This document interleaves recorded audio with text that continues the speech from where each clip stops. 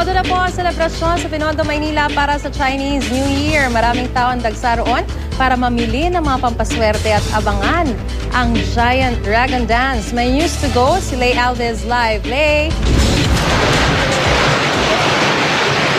Maris, alam mo, buhay na buhay ang Binondo, Maynila ngayon para sa pagdiriwang ng Chinese New Year. Maaga pa lang ay marami nang namamasyal kasama ang kanilang mga pamilya o di naman kaya ay mga kaibigan. May mga bumibili ng tikoy na talaga namang hit kapag Chinese New Year. Simbolismo raw ito ng pagsasama-sama ng pamilya dahil malagkit ito.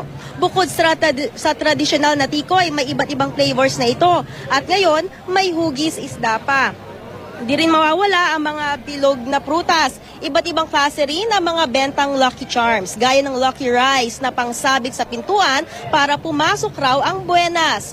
May mga figurine din ng wooden horse. May mga kababayan din tayong nagisindi ng insenso kasabay ng kanilang mga dasal para sa pagpasok ng bagong taon sa lunar calendar. So Maris, nandito tayo ngayon sa may isa sa mga main roads dito sa Binondo sa Maynila. At itong kinalalagyan natin ngayon, isa to dun sa mga sikat na tindahan dito. So makikita mo, marami nang bumibili ng mga tikoy na bahagi na raw nung kanilang pagdiriwang ng Chinese New Year. So hindi lang yung mga kababayan nating Filipino-Chinese yung bumibili, kundi yung mga Pilipino din. Tapos dito naman Maris, sa bandang likuran dito, ay dito naman yung kanina na nakuna namin na kung saan nagsisindi ng insenso yung ating mga kababayan. So dito daw,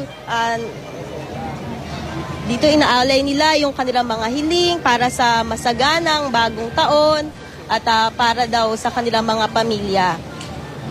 So yan, so makikita din natin dito sa paligid, no, na talagang piyestang-piyesta, may mga nagtitinda ng mga kung ano-anong pampaswerte.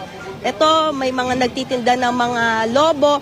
At kanina lang may mga ati-atihan, mga dragon dance.